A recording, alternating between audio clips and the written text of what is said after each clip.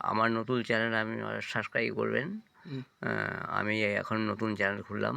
হুম, সবাইকে আমার সুস্বাগত জানালাম। সবাইকে আমার আন্তরিক নতুন বর্ষের শুভেচ্ছা ও ভালোবাসা জানাই। আমার চোখে আমি কম দেখার জন্য আমি সানগ্লাস পরেই কথা বলছি, কারণ আমি রোদ্রে বেশি ঘোরাফেরা করতে পারি না। বয়সটা প্রায় ৮০-র কাছাকাছি আমার হয়ে গেছে, সেই জন্যেই আমি সবসময় সানগ্লাস পরেই আমি কথাবার্তা বলি। সব মনের কথা বলার জন্য আমি সকলের সুস্বাগত জানালাম।